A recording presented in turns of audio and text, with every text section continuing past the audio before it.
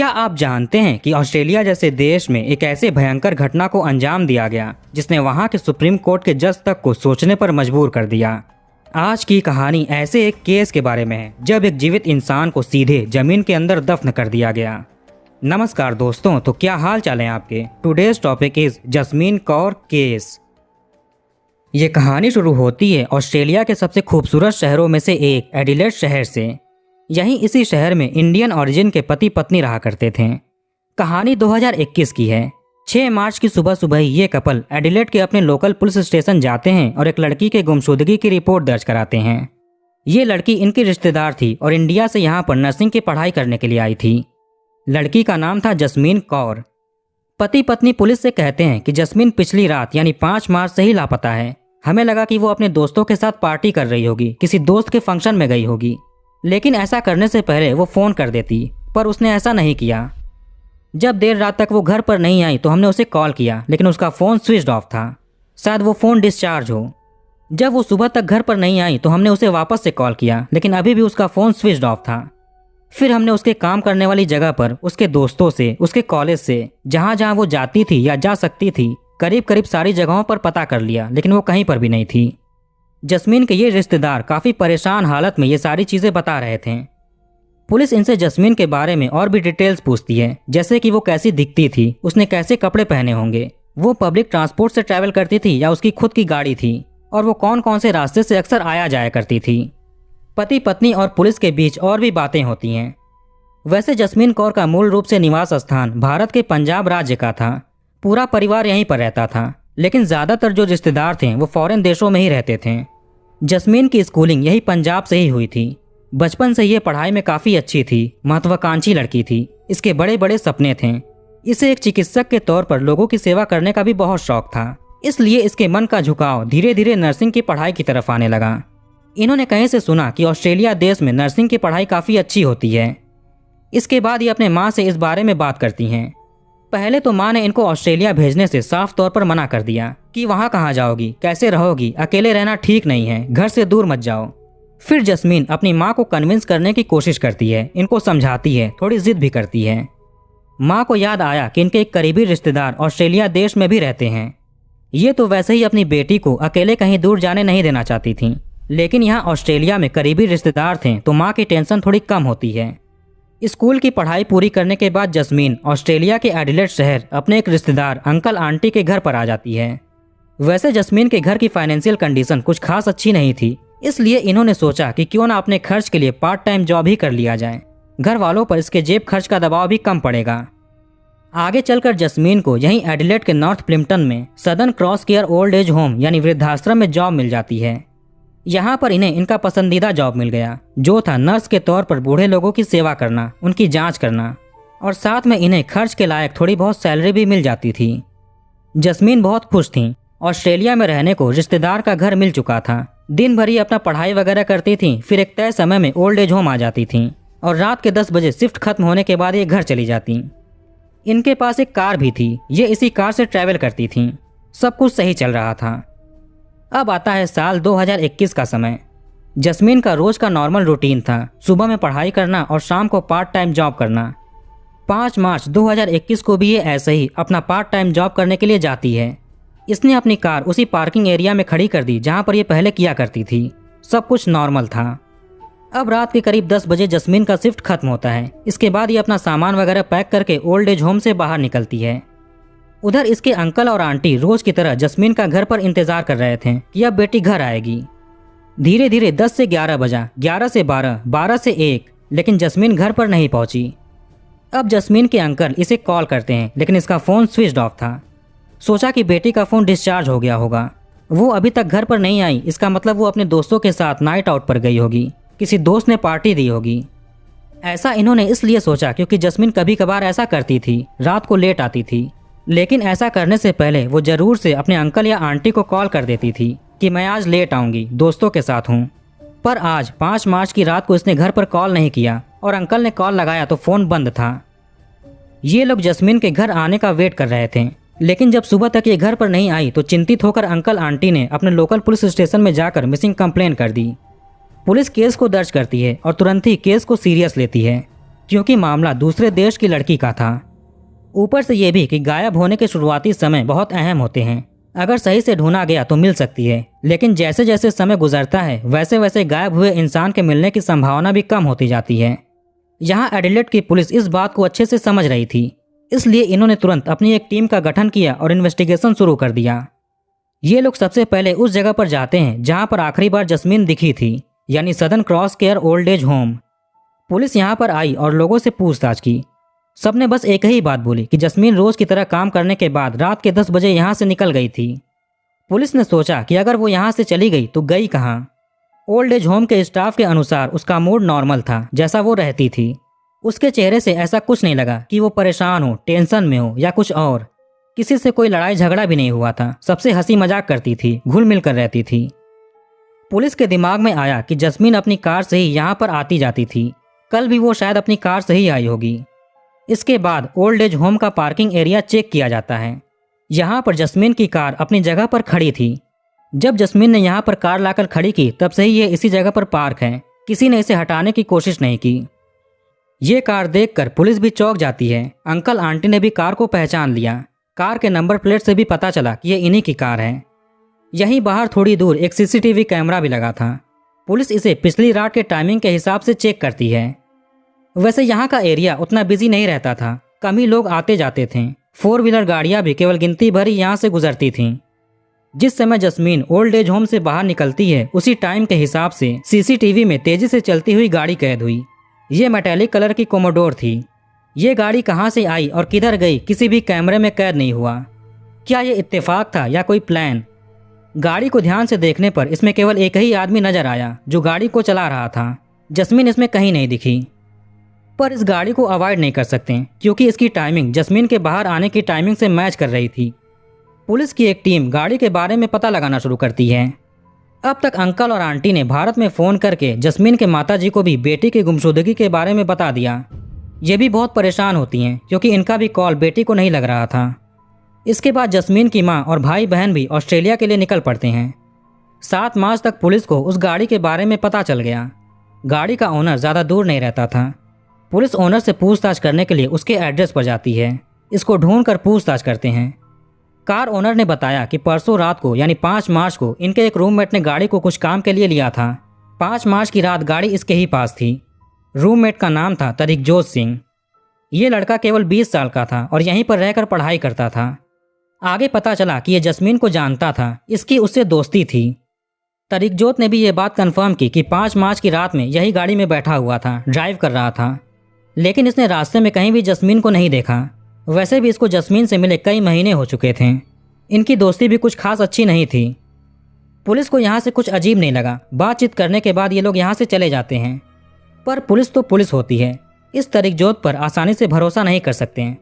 Friendly तरीके से police ने इससे इसका फ़ोन नंबर ले लिया और कंट्रोल रूम में इसकी डिटेल्स निकलवाने के लिए भेज दी। अभी तक जस्मीन की माँ और भाई बहन भी ऑस्ट्रेलिया आ चुके थे। पुलिस इनसे बातचीत करती है। माँ से पता चला कि आज से करीब 1 महीने पहले जस्मीन ने एडिलेड के लोकल पुलिस स्टेशन में एक शख्स के खिलाफ शिकायत दर्ज कराई थी क्योंकि ये जस्मीन को परेशान करता था। ये शख्स था तरिकजोत सिंह। ये दोनों पहले दोस्त थे, फिर किसी बात को लेकर जस्मीन ने इससे दोस्ती तोड़ दी। लेकिन तरिकजोत ऐसा नहीं चाहता था, जिस वजह से ये उसको परेशान करने लगा। ये कंप्लेन उसी पुलिस स्टेशन में लिखाई गई जहाँ पर आज मिसिंग कंप्लेन दर्ज है। यहाँ से पुलिस के मन में शक पैदा हुआ कि जस्मीन के गुमशुदगी के पीछे तरिकजोत हो सकता है। अभी ये 7 मार्च की ही तारीख चल रही है। तरिकजोत के कॉल डिटेल्स और मैसेजेस के रिकॉर्ड्स भी पुलिस ने निकाल लिए, लोकेशन भी निकाल ली गई।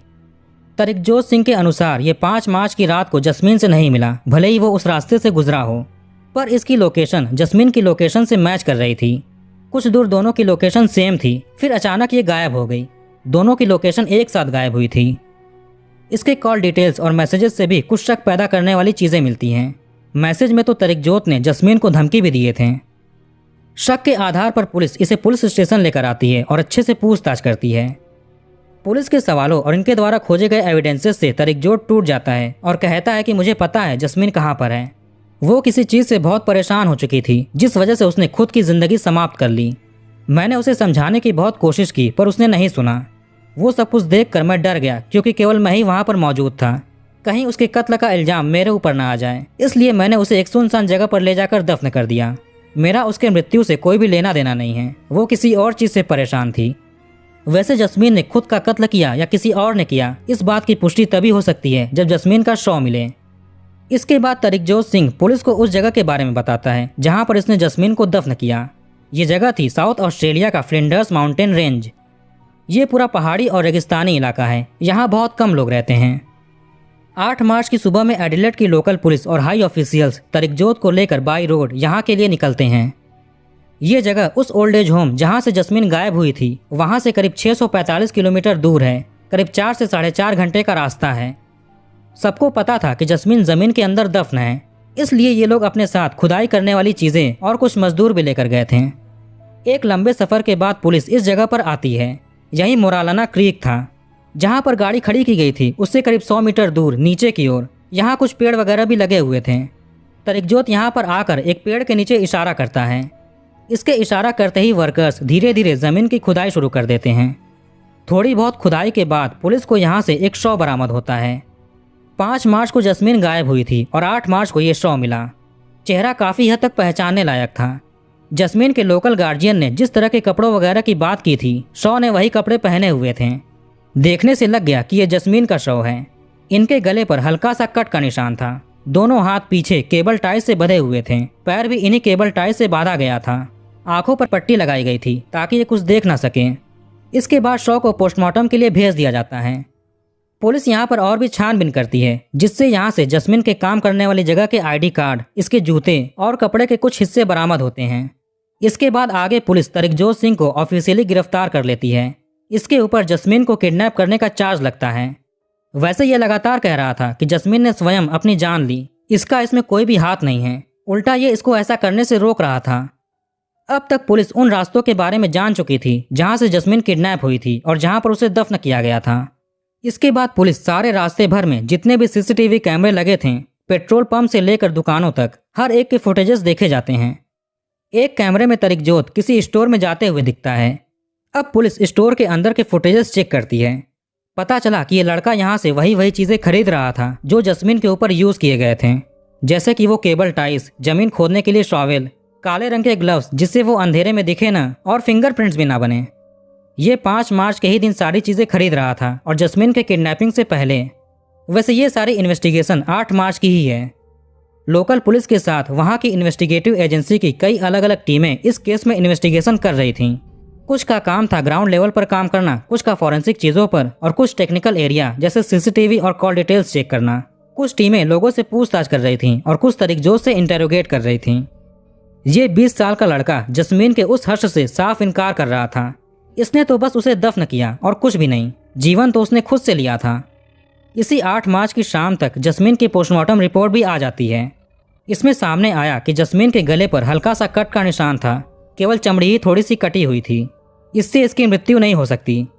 इनके लंग्स को एग्जामिन करने पर पता चला कि मौत दम घुटने से हुई है। वैसे ये ज़मीन में दफन थी, इसका मतलब इन्हें जिंदा दफन किया गया था। तरिकजोत सिंह के बयान के आधार पर जिस समय इसने जस्मीन को दफन किया था और पोस्टमार्टम रिपोर्ट के अनुसार इनकी मृत्यु में करीब 20 से 22 घंटों का अंतर था। यानी जस्मीन 20 से 22 घंटों तक जमीन में जीवित थीं। इनके मुंह और नाक में ढेर सारी मिट्टी भरी हुई थी, जो शायद इनके ऊपर मिट्टी डालते समय आया होगा। हाथ पीछे की ओर केबल टाई से बांधा गया था, जिस वजह से ये मिट्टी हटा भी नहीं सकती थी। गले पर कट का निशान था, जिससे रक्त का रिसाव हो रहा था। इन सब के चलते इन्होंने तड़प तड़प कर अपना देह त्याग दिया। हम और आप कल्पना भी नहीं कर सकते कि कितनी उन्हें तकलीफ हुई होगी।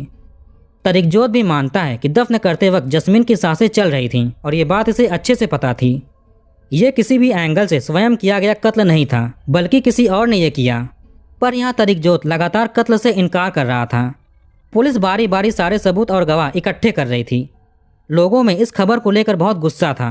हर न्यूज़ चैनल में इस खबर को दिखाया जा रहा था। पुलिस भी लगातार तरिकजोत से सवाल कर रही थी, पर यह मना कर रहा था। अगर इसने कत्ल नहीं किया तो किसने किया, यह भी नहीं बता रहा था। करीब 9 महीनों तक इसके ऊपर लगातार प्रेशर बनाया गया, फिर यह टूट जाता है। अब जाकर इसने स्वीकार कर लिया कि जस्मीन के उस नर्क रूपी मृत्यु के पीछे यही जिम्मेदार है। फरवरी 2022 में इसने अपना गुनाह स्वीकार किया था। अब आगे ये अपनी कहानी सुनाता है। तरिकजोत सिंह और जस्मीन कौर दोनों अच्छे दोस्त थे, लेकिन समय के साथ तरिकजोत को इससे एक तरफा प्यार हो जाता है। अब ये अपना प्यार जस्मीन के सामने जाहिर करता है, लेकिन जस्मीन साफ तौर पर इसे मना कर देती है, क्योंकि ये अभी पढ़ाई कर रही थी। इसका नर्स बनने का सपना था, इसे अपने सपने पूरे करने थे, ना कि किसी रिलेशन में आकर समय और करियर दोनों बर्बाद करना। इसलिए इसने साफ तौर पर तरिकजोत के प्रपोजल को ठुकरा दिया, और ऐसा इसने क्यों किया इसकी भी वजह बताई। फिर भी ये लड़का नहीं मानता है। ये बार बार जस्मीन को कन्विंस करने की कोशिश कर रहा था। सैकड़ों बार इसने उसे मनाया, उससे बात की, लेकिन जस्मीन का फोकस नर्स बनने का था। ये इन सब चीज़ों में नहीं पड़ना चाहती थी। धीरे धीरे जब मामला हद से ज़्यादा बढ़ने लगा तो जस्मीन अपनी माँ से इस बारे में बात करती है। माँ भी तरिकजोत को कॉल करके समझाती हैं कि तुम अभी केवल 20 साल के हो, तुमको पढ़ाई लिखाई करनी चाहिए, मेरी बेटी को परेशान मत करो। ये रिक्वेस्ट भी करती हैं, पर फिर भी तरिकजोत नहीं सुनता। लगातार ये जस्मीन का पीछा कर रहा था, उसको फ़ोन कर करके मना रहा था, धमकी दे रहा था, मैसेज करके भी अंजाम भुगतने की धमकी देता कि मैं अभी जिंदा हूँ, हर चीज़ का हिसाब लूँगा। इन सभी चीज़ों से तंग आकर और डर कर फरवरी 2021 में जस्मीन अपने लोकल पुलिस में जाकर तरिकजोत के खिलाफ कंप्लेन कर देती है। पुलिस ने तरिकजोत को बुलाकर समझाया कि अगर केस दर्ज हुआ तो जिंदगी बर्बाद हो सकती है, इसलिए समझ जाओ और लड़की से दूर रहो। अगर दोबारा शिकायत आई तो हमें लीगल एक्शन लेना पड़ेगा। ये पहली बार था तो पुलिस ने केवल वार्निंग देकर तरिकजोत को छोड़ दिया। जब से जस्मीन ने दोस्ती तोड़ी तब से ही तरिकजोत की सोच अलग लेवल पर जा चुकी थी। ये सोचता है कि अगर जस्मीन इसकी नहीं हुई तो उसे जीने का कोई भी अधिकार नहीं है। अब ये हर वक्त जस्मीन के बारे में सोचने लगा, खाते पीते सोते जागते, कैसे भी करके उसको शादी के लिए मनाना था या फिर इस दुनिया से मिटाना था। ये आखिरी बार ट्राई करता है, लेकिन इस बार भी इसे रिजेक्शन मिला। अब ये उसे खत्म करने की प्लानिंग करने लगा। इसने जस्मीन की रेकी की, कब कब वो कहाँ पर जाती है, किससे मिलती है, उसकी दिनचर्या क्या है। इन सभी चीज़ों से इसे एक टाइम मिलता है रात के 10 बजे का, क्योंकि इस समय जस्मीन ओल्ड एज होम से ड्यूटी करके अपने घर पर जाती है। रास्ते में ही ये उसे किडनैप कर सकता है। सबसे अच्छा टाइम यही है। टाइम तो पता चल गया, अब बारी थी इसे कहाँ पर लेकर जाएगा, कैसे ले जाएगा, कैसे शौक को ठिकाने लगाएगा, क्या क्या चीज़ें चाहिए होंगी। वैसे ये एक रूममेट के साथ रहता था। आगे चलकर अगर उसने पुलिस से कुछ बता दिया कि ये तरिकजोत घर पर अजीब चीज़ें लेकर आया था तो दिक्कत हो जाएगी। इसलिए इसने प्लान बनाया कि ये कत्ल वाले दिन ही सारे सामान खरीदेगा। रूममेट के पास गाड़ी थी। तरिकजोत को जहाँ पर शव ठिकाने लगाना था ये पूरी जगह अच्छे से घूमता है, रिकॉर्ड करता है। फिर बाद में ये ध्यान से वीडियो को देखता है कि कहाँ कहाँ पर सीसीटीवी कैमरे लगे हैं और किस एंगल पर लगे हैं। सारी चीज़ें करने धरने के बाद इसने एक डेट फिक्स की, 5 मार्च 2021। डेट फिक्स होने के बाद इसने रूममेट से एडवांस में बोल दिया कि 5 मार्च को इसे तुम्हारी गाड़ी चाहिए, कुछ काम है। एडवांस में बोल रहा हूँ ताकि तुम अपना काम या तो पहले कर लो या 5 मार्च के बाद करना। अब 5 मार्च का दिन आया। शाम के समय इसने जस्मीन की रेकी की, ये जानने के लिए कि वो अपने रूटीन को फॉलो कर रही है या फिर नहीं। बदकिस्मती से वो कर रही थी। ये अपने टाइम से ओल्ड एज होम आती है। सब कुछ देखने के बाद तरिकजोत उस रास्ते के हार्डवेयर स्टोर जाता है जिस रास्ते से इसको निकलना था, क्योंकि यहाँ ये कैमरे से आसानी से बच सकता था। पर यह शायद भूल गया कि स्टोर के अंदर भी कैमरा लग सकता है। ये जस्मीन की किडनैपिंग के कुछ घंटे पहले स्टोर आया। यहाँ से केबल टाइस, ग्लव्स, टॉवेल जैसी चीज़ें खरीदी। सीसीटीवी में ये सारे सामान भी कैद हो गए थे। फिर ये वापस से ओल्ड एज होम के पास आकर जस्मीन का वेट करने लगा। ये अपने रूममेट की गाड़ी से था। गाड़ी वहाँ पर पार्क की जहाँ पर किसी की नज़र न जाए और सीसीटीवी कैमरा भी ना हो। ऊपर से अंधेरा भी था। इसने पहले ही सारी चीज़ों की रेकी कर रखी थी। ओल्ड एज होम और पार्किंग एरिया के बीच में ऐसी एक जगह थी जहां सीसीटीवी नहीं देख सकता था। रात में ड्यूटी खत्म करने के बाद जस्मीन ओल्ड एज होम से पार्किंग की ओर बढ़ती है। यहीं पर तरिकजोत आता है और ज़बरदस्ती इसे किडनैप करने की कोशिश करता है। दोनों में झड़प होती है। जैसे तैसे तरिकजोत ने वो केबल टाई जस्मीन के हाथ को पीछे करके बांध दिया। अब ये इसे अपने गाड़ी की तरफ लेकर जाता है और पीछे साइड डिक्की में लिटा देता है। लिटा कर इसने पैरों को भी केबल टाई से बांध दिया। अब ये निकलता है फ्लिंडर्स रेंज की ओर। 645 किलोमीटर का सफ़र करने के बाद ये यहाँ पर आया। यहाँ मोरालाना क्रीक में पहले से ही एक गड्ढा था। लगा कि गड्ढा छोटा है तो इसने और खुदाई की। फिर इसने जस्मीन को वहीं जिंदाई दफन कर दिया। इसके बाद ये बचे कुचे सामान को रास्ते भर में रुक रुक कर अलग अलग डस्टबिन में फेंक देता है। इसको कोई भी पछतावा नहीं था। ये सीधे अपने घर पर चला आया। आगे चार्जशीट में इसके ऊपर कत्ल करने की कोशिश, कत्ल करने, सबूत मिटाने जैसे चार्जेस लगे। मामला अब साउथ ऑस्ट्रेलिया के सुप्रीम कोर्ट में गया। कोर्ट में सारी सुनवाई होती है, दलीलें रखी जाती हैं। मोटिव बताया गया कि जस्मीन ने इससे दोस्ती तोड़ दी थी। ऊपर से उसने पुलिस में कंप्लेन भी कर दी। तरिकजोत के वकील का कहना था कि तरिकजोत की तबीयत ठीक नहीं है। जब से उसने ये काम किया है तब से वो ठीक से सो नहीं पाया। रोज इसको अजीब आवाज़ें आती हैं। जब सोता है तो इसको सपने में भयानक चीज़ें दिखती हैं। ना तो ये ठीक से जग पाता है और ना ही सो पाता है। ये बहुत पछता रहा है। इसकी दिमागी हालत देखकर कम से कम सजा दीजिए, ऐसा इसके वकील का कहना था। सारी चीज़ें होने के बाद साउथ ऑस्ट्रेलिया के सुप्रीम कोर्ट ने तरिकजोत को उम्र कैद की सज़ा सुना दी। ये वहाँ की सबसे कड़ी सज़ा थी। कानून के अनुसार इसे 20 सालों तक जेल में रहना पड़ेगा। उसके बाद ही पेरोल की सुविधा मिल सकती है। जस्मीन की मां ने कहा कि उसने मेरी बेटी को कुछ भी नहीं समझा और ऐसे डिस्पोज किया जैसे वो कोई वस्तु हो। हम फैमिली में 4 लोग थे, पर अब केवल 3 ही लोग रहेंगे। तो कहानी को यहीं पर खत्म करते हैं। आप कमेंट करके बताइए कि वीडियो आपको कैसा लगा। इस वीडियो को लाइक और शेयर जरूर करिए और हमारे चैनल को सब्सक्राइब करके बेल आइकन ऑन कर लीजिए। मिलते हैं नेक्स्ट वीडियो में।